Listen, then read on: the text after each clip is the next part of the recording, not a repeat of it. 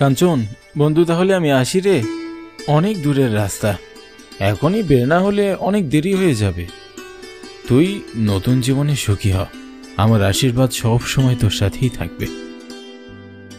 সে কি রে, এসব তুই কি বলছিস? এত রাতে তুই কোথায় যাবি? অচেনা জায়গা, আর তাছাড়া গ্রামের রাস্তাঘাটও তেমন ভালো নয়। না না, এত রাতে তোকে আমি যেতে দেবো না। আজ রাতটা তুই আমার বাড়িতেই থেকে যা। এসব নিয়ে তুই একদম ভাবিস না তো, রাহুল তো আমার সাথে আছেই, আমরা দুজন ম্যানেজ করে নিব। সকালে আবার আমাদের অফিস ধরতে হবে যে। কিন্তু আর কোনো কিন্তু নয়, এবার তাহলে আমরা আসি।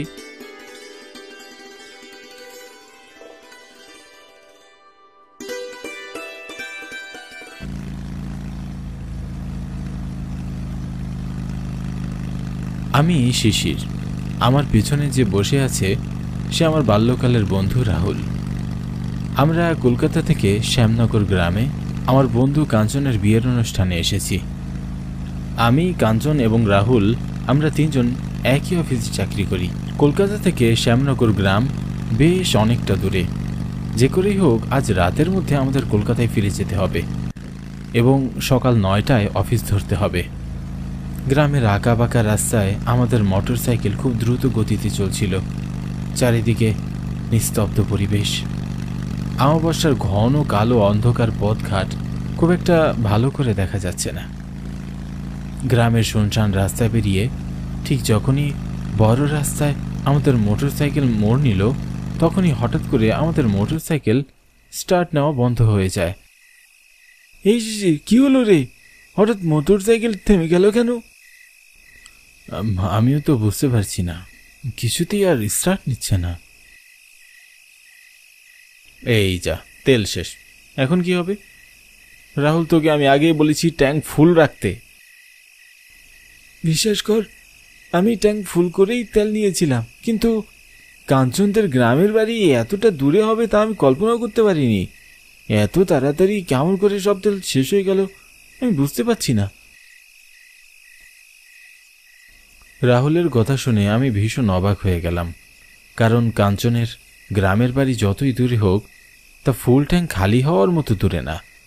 আমি আশেপাশে ভালো করে তাকিয়ে দেখলাম কোথাও কোনো মানুষের ঘর বাড়ি আছে কিনা। একেবারে জনমানবহীন পরিবেশ, তার উপর আবার ঘুটঘুটে অন্ধকার রাত। কেন যেন আমার খুব ভয় লাগছে। নিজের ভিতরে থাকা ভয় সামলে নিয়ে আমি রাহুলকে বললাম, রাহুল, এখন কি করি বলতো? এখান থেকে কাঞ্চনের বাড়ি তো অনেক দূরে, সেখানে ফিরে যাওয়ারও কোনো উপায় নেই, আবার কলকাতা পৌঁছানোর কোনো পথ নেই। আমিও তো কিছু বুঝতে পারছি না, এই অন্ধকার রাস্তায় তো আর রাত কাটানো সম্ভব নয়। তুই আর আমি ছাড়া তো আশেপাশে কাউকেই দেখতে পাচ্ছি না। রাহুলের কথা বলতেই কেন যেন আমার গা ছমছম করে উঠল। আমার মনে হচ্ছিল এখানে আমি আর রাহুল ছাড়াও কেউ আছে। আমি চমকে আমার আশেপাশে ভালো করে তাকাতে লাগলাম, কিন্তু কিছুই দেখতে পেলাম না। কি হলো, কিছু খুঁজছিস? হ্যাঁ, না না, কিছু না। এখানে এভাবে দাঁড়িয়ে থেকে তো কোনো লাভ নেই, তার চেয়ে বরং চল আমরা একটু সামনে গিয়ে দেখি আশেপাশে কোনো পেট্রোল পাম্প আছে কিনা। হ্যাঁ, তাই চল।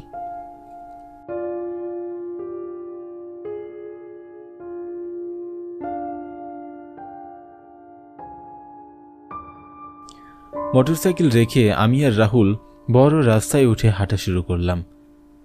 চারিদিকে ঘুটঘুটে অন্ধকার, কোথাও কিছু স্পষ্ট দেখা যাচ্ছে না। তখন দূর থেকে আমি আর রাহুল নিভু নিভু আলোতে একটা চায়ের দোকান দেখতে পেলাম। শিশির, মেজাজ খারাপ হয়ে আছে, কোনো কিছু ভালো লাগছে না, তাছাড়া মাথায় কোনো বুদ্ধিও আসছে না। চল চায়ের দোকানে গিয়ে এক কাপ চা খাই আর একটা সিগারেট খেয়ে মাথাটাকে ঠান্ডা করি। মাথা ঠান্ডা হলে এমনিতেই মাথায় ভালো বুদ্ধি আসবে। হ্যাঁ তাই চল, চায়ের দোকানদারের কাছ থেকে আশেপাশে কোনো পেট্রোল পাম্প আছে কিনা সেটাও জানা যাবে।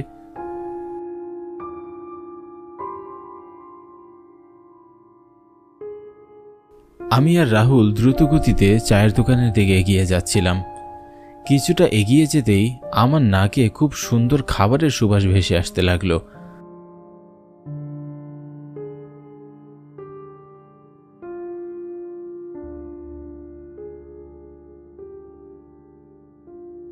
ভালো করে তাকিয়ে দেখলাম এটা কোনো চায়ের দোকান নয়, এটা একটা খাবার হোটেল।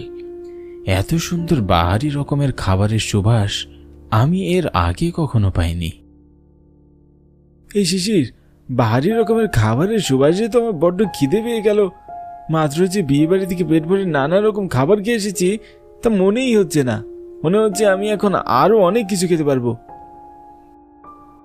হ্যাঁ, এখান থেকে না খেয়েও যাওয়া যাবে না। যে খাবারের ঘ্রাণ এত সুন্দর, না জানি খাবারগুলো খেতে কতই না সুস্বাদু হবে। চল চল, হোটেলের ভিতরে চল।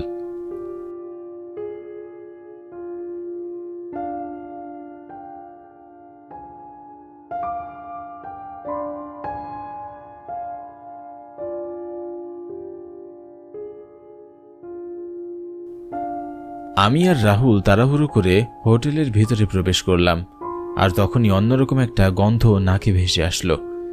সাথে শো শো শব্দ শুনতে পেলাম। শব্দ এবং গন্ধটা আমার বেশ পরিচিত। অনেকটা গ্যাস লিক হওয়ার মতো শব্দ এবং গন্ধ একই মনে হচ্ছিল। হোটেলের ভিতরে প্রবেশ করতেই একপাশে হোটেল ম্যানেজারকে বসে থাকতে দেখলাম। আমাদের দেখে হোটেল ম্যানেজার বলল, ভেতরে গিয়ে বসুন, আপনাদের খাবার পৌঁছে দেওয়া হবে। জি জি ঠিক আছে, কিন্তু আমার মনে হচ্ছে আপনাদের হোটেলে কোথাও গ্যাস লিক হচ্ছে। একটু ভালো করে দেখুন তো ভাই, কোথাও গ্যাস লিক হচ্ছে কিনা। আমি গন্ধ পাচ্ছি এরকম একটা। হ্যাঁ, আমাদের এখানে গ্যাস লিক হয়েছিল। ভাই একটু সাবধানে থাকবেন। আপনারা খুব ভালো মানুষ, যান ভেতরে গিয়ে বসুন। আমরা আর কথা বাড়ালাম না, ভিতরে গিয়ে বসলাম।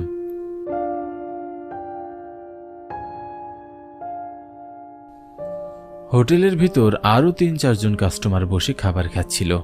খাবারের সুঘ্রাণে চারপাশ মো মো করছিল। মনে হচ্ছিল যেন খাবারের সুবাসে আমাদের খিদেটা আরো বেড়ে গেছে। আমাদের সামনে বাহারি রকমের খাবার নিয়ে হাজির হলো। এত এত আইটেমের খাবার একসাথে এর আগে কখনো দেখিনি। কিছুটা অবাক হয়ে ওয়েটারকে বললাম, এত খাবার কি? কিন্তু আমরা তো এত কিছু অর্ডার করিনি। আমাদের হোটেলে কাস্টমারের অর্ডার করতে হয় না, আমরা আমাদের হোটেলে থাকা সমস্ত আইটেমের খাবার কাস্টমারকে সার্ভ করি। তা বেশ ভালো, কিন্তু আমরা তো এত খাবার একসাথে খেতে পারবো না। তাছাড়া এত খাবারের বিলের টাকা আমাদের সাথে তো নেই। আমরা আমাদের কাস্টমারদের থেকে খাবারের বিল নিই না। ওয়েটারের মুখে এমন কথা শুনে আমরা বেশ অবাক হয়ে গেলাম। আমি কিছু বলার আগেই ওয়েটার সেখান থেকে চলে যায়। মিষ্টি খাবারের সুঘ্রাণে আমরা নিজেকে আটকে রাখতে পারলাম না, তাই দুশ্চিন্তা ভুলে আমরা খাবার খাওয়া শুরু করে দেই। এত সুস্বাদু খাবার আমরা এর আগে কখনো খাইনি, তাই বেশ তৃপ্তি করে খাবার খাচ্ছিলাম। কিন্তু কি আশ্চর্য, আমি লক্ষ্য করে দেখলাম আমরা এত খাবার খাচ্ছি তবু আমাদের প্লেট থেকে কোনো খাবার একটু কমছে না। আমি রাহুলের দিকে তাকিয়ে দেখলাম রাহুলও আমার দিকে অবাক হয়ে তাকিয়ে আছে। কেন যেন আমাদের বুকের ভেতরটা মোচড় দিয়ে উঠল। মনে হচ্ছিল আমাদের সাথে খারাপ কিছু হবে। আর ঠিক তখনই খুব কর্কশভাবে ওয়েটার বলে উঠল, কি হলো, খাবার খাওয়া থামালেন কেন? না ইয়ে মানে একটু লেবু হলে ভালো হতো। তারপর আমরা যা দেখলাম তা দেখার জন্য মোটেও প্রস্তুত ছিলাম না। আমরা দেখলাম ওয়েটার এক জায়গায় দাঁড়িয়ে আছে আর তার হাত সে লম্বা করে লেবু নিয়ে আমাদের দিকে এগিয়ে দিচ্ছে। এটা দেখার পর আমরা আর স্থির হয়ে বসে থাকতে পারলাম না, ভয়ে চিৎকার করে লাফ দিয়ে উঠলাম।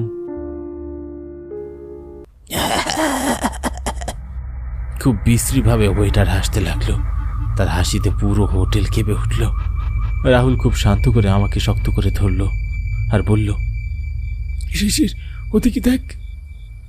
আমি দেখলাম হোটেলে থাকা অন্য কাস্টমারদের চেহারা বিকৃত হয়ে গেছে।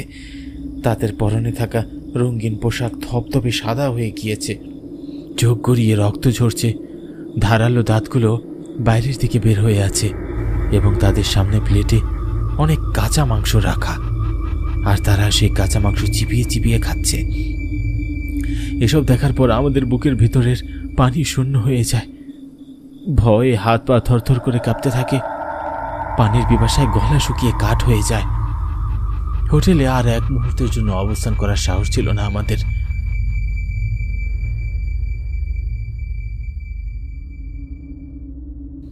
আমরা আমাদের গায়ের সমস্ত শক্তি দিয়ে দৌড়ে পালানোর চেষ্টা করলাম, কিন্তু কি আশ্চর্য, আমরা যতই পালানোর চেষ্টা করছিলাম হোটেলের সামনেই এসে পড়ছিলাম। ভয় কি করব বুঝতে পারছি না। আমাদের দেখে হোটেলের ম্যানেজার এবং ওয়েটার খুব বিশ্রীভাবে হাসতে লাগলো।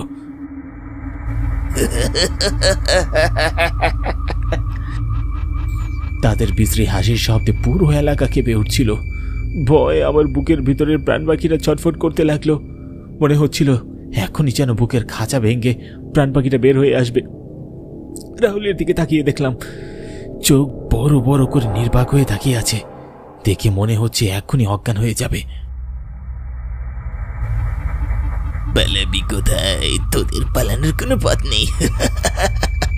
এই হোটেলে যারা আসে তারা আর এখান থেকে প্রাণ নিয়ে ফিরতে পারে না।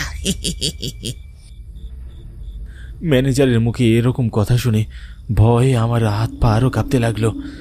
ওয়েটার আমাদের গলা চেপে ধরার জন্য তার হাত দুটো লম্বায় করে বাড়িয়ে দেয়। ভয়ে আমার প্রাণ যায় যায় অবস্থা। তাও সাহস করে বললাম, থামো, কেন এমন করছো? আমরা কি ক্ষতি করেছি তোমার, যার জন্য তোমরা আমাদের প্রাণ নিতে চাও? দয়া করে তাদের ধরো, আমাদের ছেড়ে দাও, যেতে দাও আমাদের। আমরা তো তোমাদের কোনো ক্ষতি করিনি।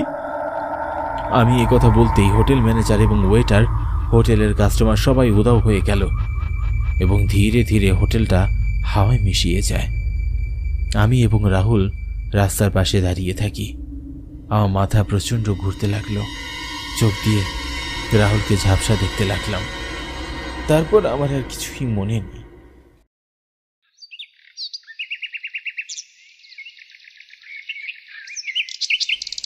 খুব ভোরবেলা জ্ঞান ফিরে পেলাম। তারা আপনারা কোথা থেকে এসেছেন? আমরা কলকাতা থেকে শ্যামনগর গ্রামে আমাদের বন্ধুর বিয়েতে গিয়েছিলাম। সেখান থেকে ফেরার পথে গতকাল রাতে আমরা একটা হোটেল দেখতে পাই। আর হয়েছে হয়েছে, আর কিছু বলতে হবে না। আমি সব বুঝতে পারছি। ঈশ্বরের কৃপায় আপনারা প্রাণে বেঁচে গিয়েছেন। নিশ্চয়ই হোটেলে প্রবেশ করার আগে গ্যাস লিক হওয়ার কথাটা বলেছিলেন। হ্যাঁ, কিন্তু আপনি জানলেন কেমন করে? এখন থেকে অনেক বছর আগে এখানে একটা হোটেল ছিল। আশেপাশের 10 গ্রামের হোটেল থেকে এই হোটেলের খাবার সুস্বাদু বেশি ছিল, তাই এখানে কাস্টমারদের ভিড় লেগেই থাকতো। এতে অন্যান্য হোটেল মালিকরা এই হোটেলকে খুব হিংসে করত।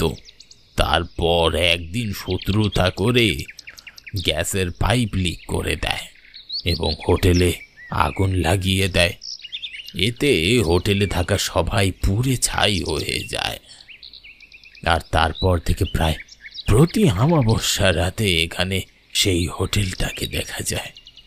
যখনই এই পথ দিয়ে কেউ যাওয়া আসা করতে নেয়, তখন কোনো না কোনোভাবে তাদের হোটেলের ভিতরে নিয়ে যাওয়া হয় এবং প্রচণ্ড ভয় দেখিয়ে তাদেরকে নির্মমভাবে হত্যা করা হয়। তবে যারা হোটেলে প্রবেশ করার সময় হোটেল ম্যানেজারকে গ্যাস লিক হওয়ার ব্যাপারে সাবধান করে দেয়, তাদের কোনো ক্ষতি হয় না, শুধু ভয় দেখিয়ে তাদের ছেড়ে দেওয়া হয়। সমস্ত কথা শোনার পর আমরা ভীষণ অবাক হলাম, নির্বাক হয়ে তাকিয়ে রইলাম। তারপর বৃদ্ধ লোকটি সেখান থেকে চলে গেলেন।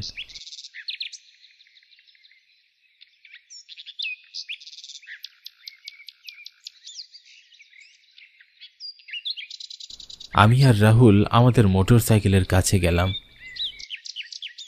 কি আশ্চর্য! আমরা গিয়ে দেখলাম আমাদের মোটর সাইকেলের ট্যাঙ্কে এখনো অর্ধেক তেল খালি পড়ে আছে। আমাদের আর কিছুই বোঝার বাকি রইল না। হাসি মুখে কলকাতার উদ্দেশ্যে আমরা রওনা হলাম।